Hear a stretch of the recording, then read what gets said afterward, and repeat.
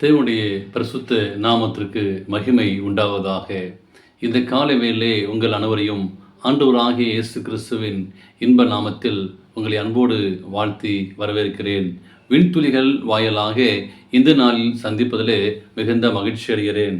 மத்தேயு 14ஆம் அதிகாரம் 30ஆம் வாக்கியம் சொல்கிறது, காற்று பலமாயிருக்கிறதைக் கண்டு பயந்து அழிந்து போகையில், ஆண்டவரே என்னை இரட்சியும் என்று கூப்பிட்டான் என்று சொல்லி இந்த மத்தேயு சுவிசேஷத்திலே நான் வாசிக்கிறோம். இந்த நாளின் செய்தியின் தலைப்பானது துன்பம் என்னும் கடல். இந்த துன்பம் என்னும் கடல் என்ற சத்தியத்திலிருந்து ஒரு சில உண்மை சம்பவங்களை நாம் படிக்கப் போகின்றோம். இயேசுவானவர் சீஷரில் ஒரு முறை கடலில் பயணம் செய்து கொண்டிருந்தார். அப்பொழுது எல்லோருக்கும் தெரியும், ஒரு மிகப்பெரிய அலை எழும்பி அவர்கள் அழிந்து போகக்கூடிய அளவுக்கு அழிந்து விடுமோ என்று சொல்லி சீஷர்கள் பயப்படும் அளவுக்கு அவ்வளவு பெரிய அலைகள் பயங்கரமாக எழும்பி கொண்டிருந்தன, மோதின. இதனால் சீஷர்கள் பயந்தார்கள். கரையில் தனித்து ஜெபம் கொண்டிருந்த இயேசு இதை பார்க்கிறார். இப்படிப்பட்ட இந்த புயலை பார்க்கிறார். சீஷர்கள் பதறி போனதை அவர் பார்க்கிறார். உடனே இரவிலே அவர் 4ஆம் ஜாமத்திலே கடல் மேல் நடந்து செல்கிறார். தேவனுக்கு பிரியமான பிள்ளைகளே, சீஷர்கள் உதவி செய்யவே கரையில் அவர் அவ்வாறு கடல் மேல் நடந்து வந்தார். அவர் ஜபிக்கிற மாத்திரத்திலே உடனே சீஷர்கள் ஜபத்தை கேட்டு அவர் கடல் அருகே நடந்து சென்றார். அவ்வண்ணமே சீஷர்களுக்கு அவர் உதவி செய்ய வேண்டும் என்று சொல்லி காற்றையும் கடலையும் அங்கே சீராக்கினார். காற்றின் அசுர வேகத்தை நிறுத்தினார். ஒரு அற்புதமான பாடத்தை தேவன் இந்த காலை வேளையிலே உங்களுக்கும் எனக்கும் கற்றுத்தருகிறார். தேவனுக்கு பிரியமான பிள்ளை, வாழ்க்கை என்னும் கலையிலே நீங்கள் நானுமாக பயணம் செல்லும் போது எழும்பும் புயல்களை நாம் அதை பார்த்து அலைகழித்து நாம் போகிறோம். அவ்வாறு அலைப்படும் போது இயேசுவின் கண்களுக்கு மறைப்பாக இருப்பதை நாம் ஒவ்வொரு கஷ்டங்களையும் அவர் நம்மை கவனிக்கிறார்.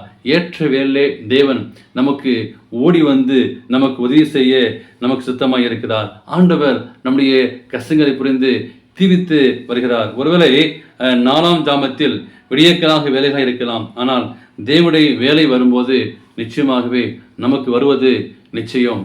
தேவனுடைய உதவி பரலோகத்திலிருந்து நமக்கு வரும் என்பதை மறக்க வேணாம். இயேசுவானவர் கடலிலே நடப்பதை கண்ட பேதுருவும் கடலில் நடக்க வேண்டும் என்று சொல்லி அங்கே விரும்பினார். இயேசுவானவர் உங்களையும் என்னையும் பார்த்து அந்த பேதுருவை பார்த்து, நீ நடந்து வா என்றார். உடனே கூறிய போது இயேசுவை நோக்கி பார்த்த வரையிலும் அவன் பேதுருவுக்கு எந்த பிரச்சனையும் வரவில்லை.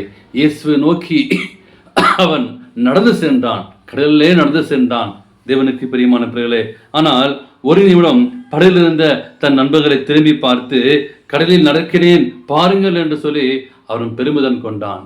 தேவனுக்கு பிரியமான பிள்ளை, ஒரு சில வழித்துறைகள் நம்முடைய இருதயத்திலே, நம்முடைய எண்ணங்களிலே, நம்முடைய சிந்தனைகளிலே பெருமை வரும்போது அமிழ்ந்து போகிறோம். அப்படிதான் பேதுரு இயேசுவை நோக்கி பார்த்து சென்றிருந்தான். அவன் கடலிலே நடந்து சென்றான். பிற்பாக திரும்பி நான் கடலிலே நடக்கிறேனே என்று சொல்லி ஒரு பெருமை வரும்போது நமக்குள்ளாக நான் நடக்கிறேனே என்று சொல்லி என்னை நடக்க வைத்தவர் இயேசு கிறிஸ்து என்று சொல்லி எண்ணாமல் நான் நடக்கிறேன் என்று சொல்லி நமக்குள்ளாக ஒரு பெருமை வரும்போது பேதுரு அப்படிப்பட்ட ஒரு காரியத்தை அறிந்தான். அதனால் அவன் மூழ்கி போனான். கண்களை அகற்றிய மாத்திரத்தில், சிந்தனையை மாறிய நேரத்தில் அவனுக்கு பிரச்சனை வந்துவிட்டது. இயேசு மேல் இருந்த அந்த பேதுரு அந்த பார்வை மறந்துடன் அவரது கண்களுக்கு பலமான காற்றும் அலையுமே தெரிந்தது. உங்களுடைய சிந்தனையும் என்னுடைய சிந்தனையும், என்னுடைய பார்வையும் உங்களுடைய பார்வையும் இயேசு விற்று சற்று விலகி போகும்போது நீங்கள் நாளும் அழிந்து போகிறோம். பிசாசானவன் நம்முடைய மனதை அவன் பிடித்துக் கொள்கிறான், மனதிலே பெருமையை கொடுக்கிறான்.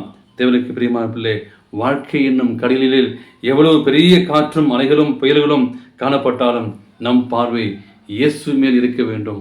உங்களுடைய வாழ்க்கையிலே எவ்வளோ கஷ்டங்களும், எவ்வளோ பிரச்சனைகளும், எவ்வளோ போராட்டம் வந்தாலும் உங்களுடைய பார்வை சற்றும் விலகக்கூடாது. உலக மக்களோடு பொருளை தேடியோ புகழை தேடியோ யாராவது தேடி செல்லக்கூடாது. முதலாவது இயேசு நீங்கள் தேடி செல்ல வேண்டும்.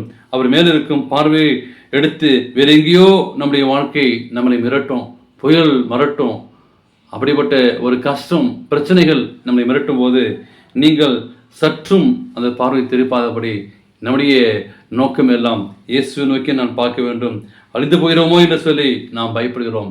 அந்த வேளையிலே தேவன் பேதுருவை நோக்கி ஆண்டவரே இரட்சியும் என்று சொல்லி கதறினான். அப்படிப்பட்ட கதறலை கேட்டு ஆண்டவர் இயேசு தன் கரங்களை பிடித்து நீட்டினார். நீங்கள் நாளும் கதறும் போது, பரிதபிக்கும் போது, அந்த பரிதபிக்கக்கூடிய ஒரு தேவன் அவருடைய கரங்களை நாம் பிடித்துக்கொள்வோம். அவர் கரங்களை நீட்டி பேதுருவை மீண்டுமாய் தூக்கி எழுப்புகிறார். இந்த காலவேளை நம்ம ஒப்பு கொடுப்போமா? ஆண்டவரே என்னை கை தூக்கி விட சொல்லி ஒப்பு கொடுங்கள். விழுந்து போகிற நாம், அவிழ்ந்து போகிற நம்மை ஆண்டவர் கரம் பிடித்து தூக்க சித்தமாக இருக்கிறார். இந்த காலவேளை நாம் ஒப்பு கொடுப்போமா? தேவன் தாமே உங்களை ஆசீர்வதிப்பாராக. ஆமென்.